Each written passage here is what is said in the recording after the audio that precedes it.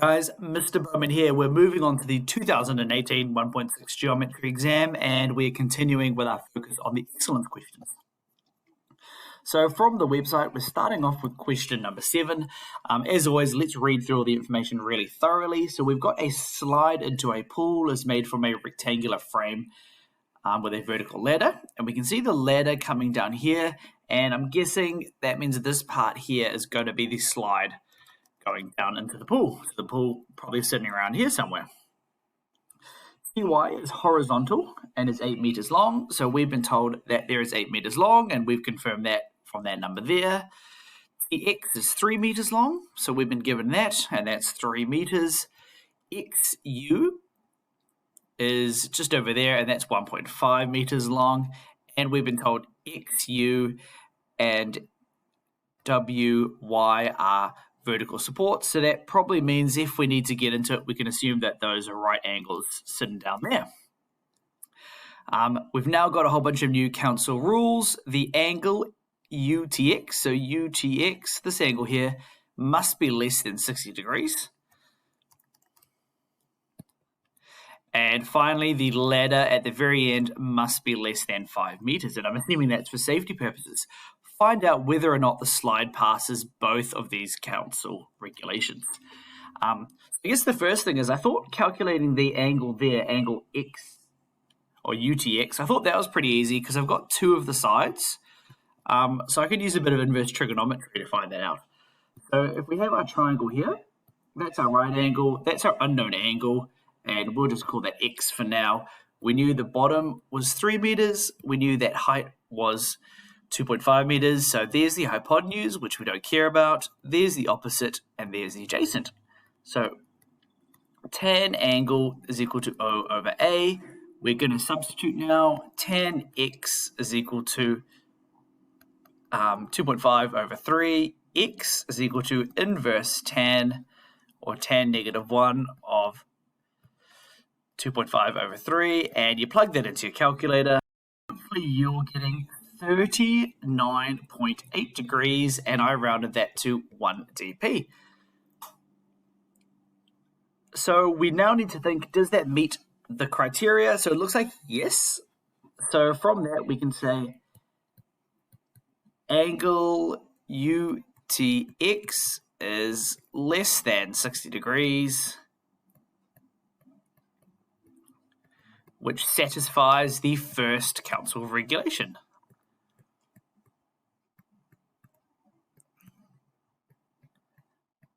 There we go. So we've got that all there. So I'm a big fan of writing out sentences for these contextual questions. Just makes it easier to explain and communicate your final answer. So next step, the ladder must be more or less than 5 meters. And what I can see is I can see a set of similar triangles. So because this is 90 and this is 90, the angle down the bottom there, they have that in common, and that means that top angle there, they are going to be corresponding angles. So I know this is a similar triangle. So I'll start off by stating that. So I know that triangle UTX is similar to triangle WTY. From that, I'm going to use a ratio to calculate that. So I'm going to go TX, which is the bottom side of the small triangle, over TY. That's the big side, the bottom side of the big triangle. It's going to be equal to UX, which is the vertical part of the small triangle, divided by WY, which is the ladder length. That's the thing we actually need to find out. So once I've done that, I'm going to substitute everything I know. So TX, that's going to be equal to 3. TY is equal to 8. UX is equal to 2.5. And YW, we don't know what that is. So I might just leave that as YW here. I'm going to move up here to carry on with my algebra. So I'm just going to do a bit of cross multiplying to get rid of these denominators. So I know that 3 times the length of YW will be equal to 8 times 2.5. And hopefully in your calculator, you're going to get to 20. I'm then going to go divide by 3 to get rid of that. So length YW is equal to 6.6 recurring. And that unit is meters. And this here is way bigger than that 5 meter limit. So that means the slide does not meet the limit. So the ladder, so just doing my little summary. So the ladder, the length of the ladder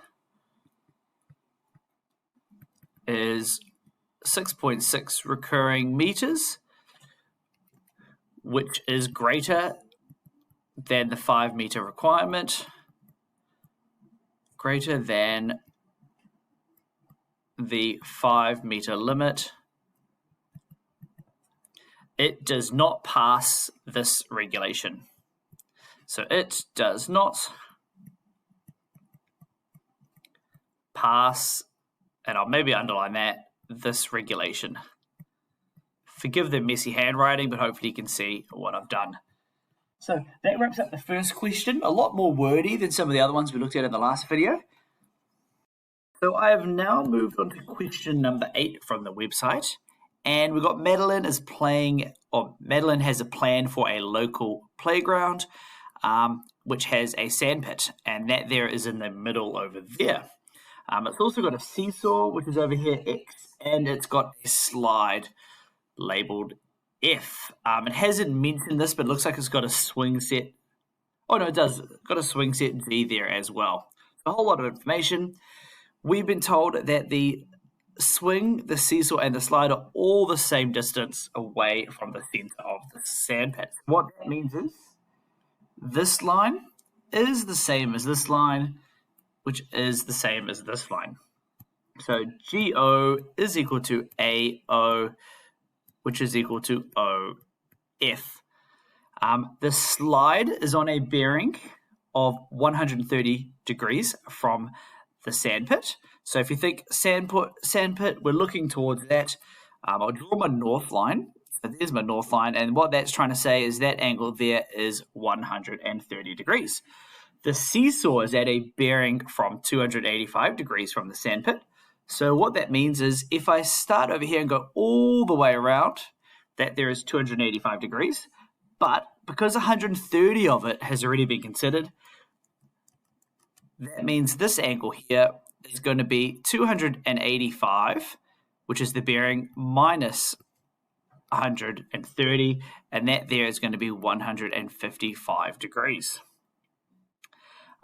After that, we've got the bearing to the swing, which is up the top here. That's 350 degrees. So same thing here. We've got the 350. We're going to minus the 130, minus the 155, and that'll tell us that this angle here is 65 degrees. It's cleared some working. Final bit of there. Madeline is standing at the seesaw and she's facing the swing. So that means she is over here by X and she is looking towards this. So I'll write an M here because that's where Madeline is standing. The actual question, we've done all that. We haven't even looked at the question yet, but what is the smallest angle she would need to turn to face the slide? So the slide is down here. So I'm just going to connect Madeline's current location with the slide there. And what it's trying to say is the smallest angle, if she turned from there to there, what is that angle going to be? And I suppose this question, you can break it down a bit easier, but this angle down here plus this angle down here, the sum of them is going to be that smallest angle. So I'll probably start by that. So smallest angle is going to be equal to angle GXO. That's the top angle plus angle OXF. And that's the angle down the bottom there. So I now just need to figure out each of these angles, and this is where that same distance trick comes into play. So what we do know is this line here and this line here is the exact same length. So let's just draw that triangle out separately. So that's what we've got here. We know that this angle here is 65. So I'm going to use the base angle rule to find out these bottom angles, and that angle there would be angle GXO.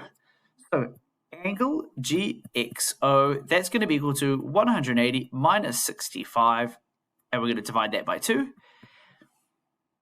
And when you get that, hopefully you're getting 57.5 degrees, and we relied on 2 rules. The 180 minus 65, that was the angles in a triangle rule. Divide by 2 is the base angles of an isosceles triangle rule. So we'll better jot both of those down. So internal angles of triangle equal 180 degrees. And we also did the base angles of an isosceles triangle are equal. So we've got both of those, and that relates to the top angle. We're now going to do the same thing for that bottom angle down here. Our triangle this time around looks a bit weirder. So that's the triangle there. We know that this angle at the top is 155 degrees. So we're going to do the same thing to get the bottom angles. So angle OXF, that's going to be equal to 180 minus 155 divided by 2. Put that in your calculator. 180 minus 155 divided by 2. I'm getting 12.5 degrees. And my reasoning was identical to above. So I'm just going to go comma, comma. Just to let them know it's the same as above. From that, I can go calculate the angle. So based on my approach at the beginning, I can actually find out the smallest angle. So smallest angle is going to be equal to 57.5 degrees plus 12.5 degrees, and that there gets me to 70 degrees. We are now on to question number 9 from the website, and we've got a climbing frame is made of a semicircle with triangles attached. You can kind of see there, so there's a bit of a semicircle, I suppose, and then there's some triangles floating around potentially in there. Another circular frame is being designed. That's what we've got here. The center of the circle is O, so that's nice to know that it goes through the center. We know that OC, which is along here, is parallel to DB. So maybe some parallel line rules later on. And finally, I know that the lengths of OC and BD are the exact same as well. And that might help with maybe some same sides of a triangle, that sort of thing. We've been asked to prove that the length straight from AC, so that's this length over here, is equal to the length straight from OD. So we're trying to show that those two there are the same. I suppose the first thing that I'm thinking when I'm starting this question is that OA, or OA's up there, OB, which I just drew, OC, and even OD, all of those are radii of the circle. So we'll probably go down, start by stating that fact. So I know that OA is equal to OB, which is equal to OC, which will be equal to OD. And that's because they are all radii of the same circle.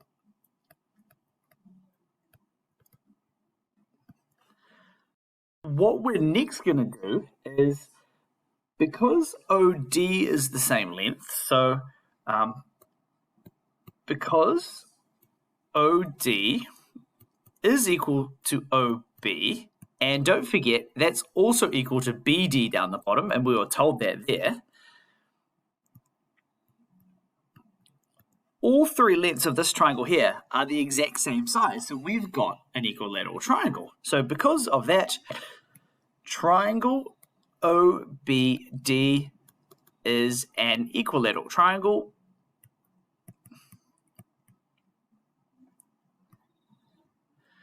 And we've got, therefore, angles BOD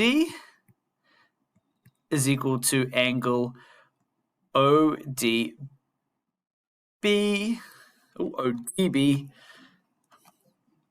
ODB, which is equal to angle OBD down the bottom there.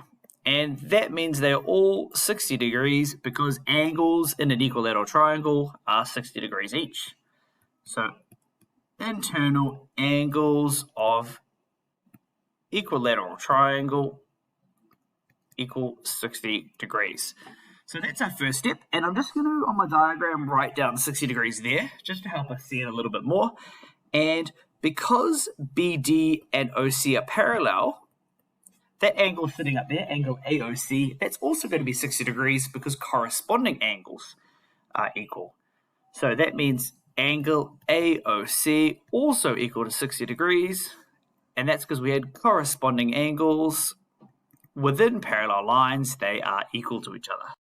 Okay, so we now know that bottom angle there is 60 degrees, and I guess the next step is, because length OA is a radius, and that's the same as OC, we've got, if we connect AC here, we've got an isosceles triangle scenario here going. So, because length OA is equal to OC, triangle OAC is equal to an isosceles triangle. So we're going to use the isosceles triangle rule to help us out here. And this is where it's going to get interesting, actually. So angle OAC, which is also the same as angle ACO, that's going to be equal to 180 minus 60 divided by 2, which is 60 degrees. And that's because we've got base angles of iso triangle are equal. So we've been told this here is 60 and this here is 60. And just a reminder from the other triangle that there is 60 and that there is 60. So what we've done is we've confirmed both are actually equilateral triangles.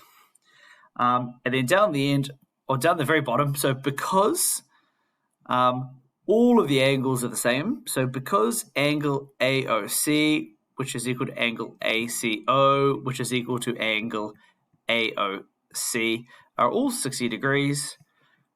Forgive my writing, but I'm running out of room. Triangle AOC is actually an equilateral triangle. And that kind of contradicts what we got there as well, which is interesting. What we've done is we've shown that this is an equilateral triangle and this is an equilateral triangle. And this is how we're going to link it back to the question. So we're looking at side AC and side OD. So because both of these equilateral triangles have a side, which is the radius of the circle, we know both equilateral triangles have the exact same lengths in terms of sides, which tells us AC is equal to OD. Gosh, a bit messy, but we got there. So as we have both triangle OBD and triangle AOC are equilateral triangles,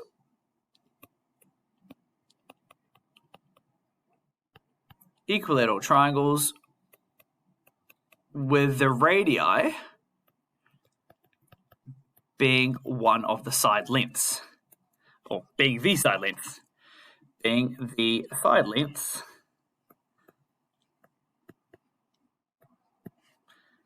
which means AC must be equal to, so therefore AC must be equal to OD. We got there in the end, a bit messy, heaps of different little working for that one, but hopefully you can see the steps that I followed to get to that final conclusion. We are now on to question number 10 from the website, and we've got a designer wanting to create a frame with a small regular pentagon on the inside, and that's this guy sitting over here, and inside the bigger one, which we've got over there. So point O is the center of both polygons, so that's over there, and we've got a 0.6 from the smaller one, and we can see that length there, 0.06. Poles from the vertices, so they are the corners of that one over here. So poles from there, and you can see all the lines connecting. They are 2 meters long, and that's confirmed by this measurement over here, and they are all at right angles of the larger pentagon, and that's that over there. And that might help right angles. We're thinking right angle triangles. We've been asked to calculate the length of FL, so we need to find how long this side is here. So my starting point is, at the end of the day, we're dealing with a pentagon, probably going to need to know the internal angles of the shape. So I'm going to start off with angle, this angle here, angle FLK, and I'm doing FLK because it's near that line FL. So angle FLK, that's going to be equal to, we've got 1, 2, 3, 4, 5 sides of our shape. So we're going to go 180, 5 minus 2 divided by 5. That there is going to be 540 divided by 5, which is equal to 108 degrees.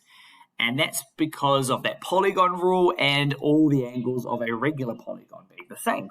So we better jot that down. So angles in 5-sided shape sum to 540 degrees. That helped us get the numerator. Then the divide by 5, because they're all equal, angles in regular polygon are all equal to each other. So that's our first step. We've now got that angle.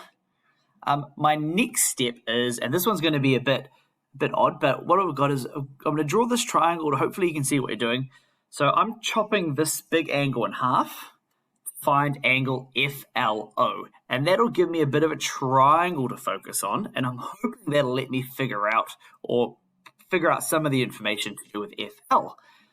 So angle FLO, that's going to be equal to 54 degrees, and no real reasoning apart from the symmetry or the symmetrical nature of this polygon. That's why I've been able to chop that in half. Okay, so we're now on to the next part, and if you think of this question, we could maybe chop this up to make a right angle here, but the problem is I don't have this length here, but I know if I chop this here, I know this part here is 0.6, but I don't know this part here. But I can figure that part out. So this length here, I know is 2 meters long, and I just figured out this angle here to be 54 degrees. So what I'm going to do is I'm going to use trigonometry to find this length here. I'm then going to add the 0.6, and I then can find out what half of the length is, and then I times that by 2. So hopefully that makes sense. We'll go through it step by step. So looking at that smaller triangle, just there, let's get into our trigonometry. So there's the hypotenuse, there's the opposite, there's the adjacent. We do not care about the adjacent, which means we're using our sine. Sine angle is equal to O over H. So we've got sine 54 is equal to 2 divided by, we'll leave it as H just because we don't have another letter for that. We'll now get into a bit of algebra to solve that. So H is going to be equal to 2 divided by sine 54. H is equal to 2.47, and don't forget our units, meters, and that they had a 2 dp rounding. From that, I'm now going to shift up to OL. So OL is all the way there, and I know that's going to be the number we've just calculated plus the extra 0.6 over there. So length OL, that's going to be equal to 2.47 plus 0.6, and they combine to get 3.07 meters. And just a reminder, that's still affected by the 2 dB rounding from calculating H. Let's now start visualizing the next part of the triangle I was talking about. So I've just changed pen colors into the red pen, and I'm now focusing on this triangle here. I know there's a right angle there. I've just calculated length OL to be 3.07, and don't forget, I still know this angle here is 54 degrees. So what that's going to do is that's going to let me calculate this length along here, which will be half, so the other half being there, of FL. So we're going to multiply by 2 to get FL. So let's jump into that. Just pop my working over here. So we've got the hypotenuse, which we care about. We've got the opposite, which we do not care about. And we've got the adjacent, which we do care about. This time around, we're using tan. So we've got cos angle equals A over H. Cos angle, we do know the angle, sorry, cos 54, that's going to be equal to A, because we don't know what that is, divided by 3.07. A will be equal to 3.07 times cos 54. We grab out our calculators, get 1.8 meters, and that there had a 1 dp rounding.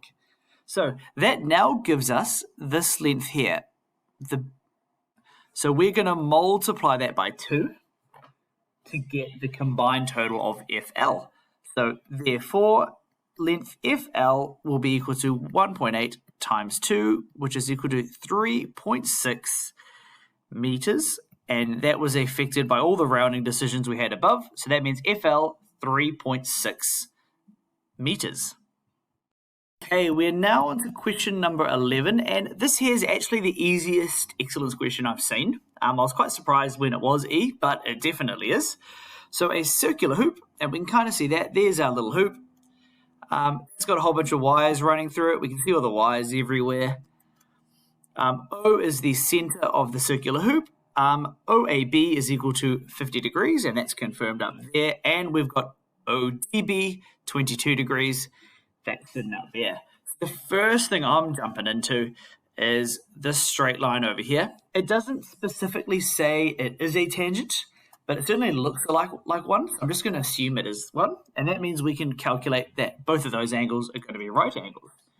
So we're going to start off with, so assuming length DA is a tangent, we know that angles ABO and equals angle DBO, they're both equal to 90 degrees. And that's because tangents to a radii, they're 90 degrees. So we've got tangent to radii, they always equal 90 degrees. So that's my first step. Those are 90 degrees. I've now got, if you look at this triangle on the right, on the left, I've got two of the angles, so I should be able to find out the third angle. And same thing for the other triangle. I've got two angles. I should be able to find out the third angle. So from that, I know that angle BOA, that's going to be equal to 180 minus 50 minus 90. That there is 40 degrees. And that was the internal angles of triangle equal 180 degree rule.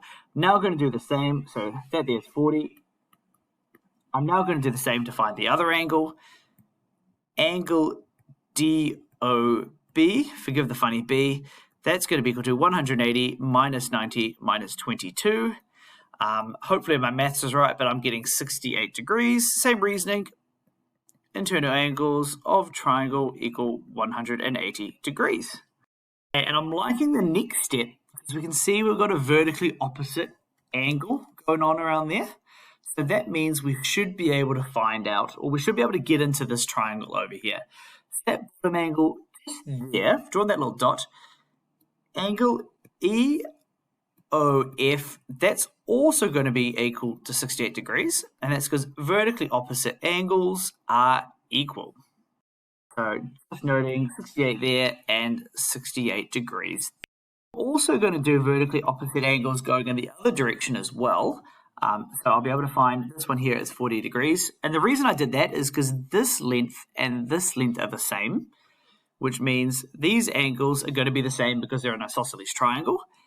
And that will give me the second of the three angles on the triangle on the left, which means I can go ahead and find out angle Z.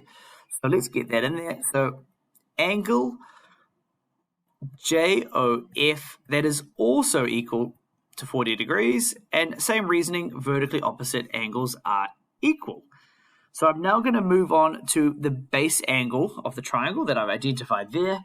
So angle OEF, that's going to be equal to 180 minus 68 minus 40 divided by 2, which gets to 36 degrees, and that's my base angles equal rule. Base angles of iso triangle are equal. Final step, now that we know that there is 36 degrees, I've changed pen colors. I can find out Z. Z is equal to angle OJE, which is going to be equal to 180 degrees minus 68, which is the top angle in that triangle, minus the 36 I've just figured out.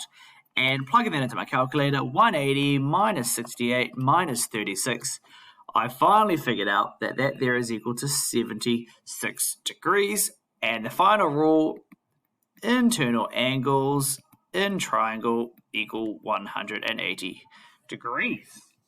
So as I said, fairly easy excellence question. There's just a lot of little steps happening to get there, but nothing too tricky. A really good one to aim for and a really good one to practice. And we are now up to question number 12. Definitely a really hard excellence questions in the grand scheme of them. But we've got A, B, C, E. So that's this one here, A, B, C, E. It is a three-sided frame. And it's built around pole AB over here is 2.5 meters long, and we've been told about the angle of 85 degrees. Pole CB and BE are both 3 meters long, so it's slightly different length there. Three poles are equally placed at 120 degrees around the center point. That's what this one here adds to as well, around the center there, which is X. We've been asked to calculate the distance between poles C and E as they hit the ground, and we've got the bird's eye view on the right and the non-bird's eye view on the left to help us out the side view. So the first thing I'm starting off with is the three-dimensional shape, and if we pull up this triangle here, I've got one side of the triangle and I've got an internal angle, which means I should be able to use trigonometry to find out the horizontal height or length xb. So I'm going to start off by finding out xb and just drawing out that triangle. So this is what my triangle looks like. Here's A, here's X, and here's B. X is at a right angle to the ground, and I knew this angle here was 85 degrees from the diagram, and I was told AB is 2.5 meters. That means I should be able to figure out the length xb, which is just over here. So we have the opposite, sorry, we have the hypotenuse, we have the opposite, we do not care about the adjacent, so we're using sine. So down the bottom here, sine angle equals O over A, sine 85 is equal to length xb divided by 2.5, which means length xb will be equal to 2.5 times sine 85. Grab out your calculator to figure that out, but 2.5 times sine 85, that gets me to 2.49 meters, and that there had a 2 decimal point rounding. So my next step is, so what I'm working towards is this triangle down the bottom on the ground, which is also over here, XEC. I'm working towards that. So I need some kind of measurement in that triangle. So what I thought is length XE down the bottom. If you have a look, if you go down from the top again, XB, which we just calculated, and we've got XE, we've got a right angle triangle there. And I know 2 of the 3 measurements, so I can find out that bottom one down there. So my next step is working out XE. So length XE, if you have a look at our 2D triangle representing the scenario, X is down the bottom, E is over here. Don't forget, that's what I'm trying to find out. And B is up the top. I know XB is 2.49 meters, and that's because I just figured out that length. And I've been told BE on the diagram just circled at 3 meters there. So I can use Pythagoras' theory to find out that bottom angle. So A and B would be here, C's over here. Let's get in and substitute it. So A squared plus B squared will be equal to C squared. So A 2.49 squared plus length XE squared should be equal to 3 squared.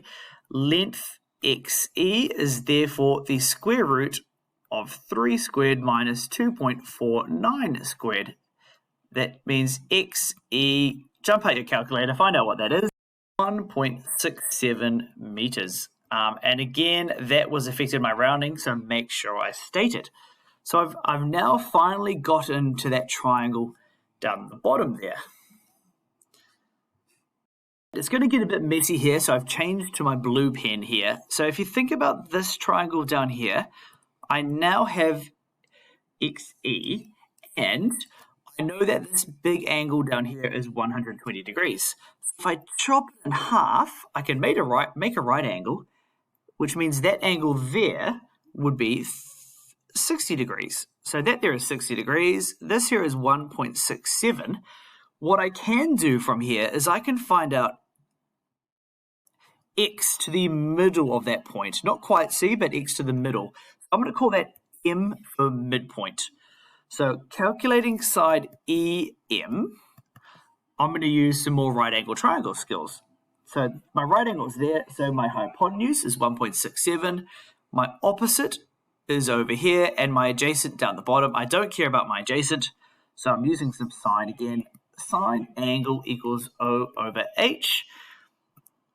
Our angle is 60, so sine 60 will be equal to length EM, and M stands for the midpoint, divided by 1.67, which means length EM will be equal to 1.67 times sine 60. Smashing that into your calculator, 1.67 times sine 60, I'm getting 1.446 meters 3dP.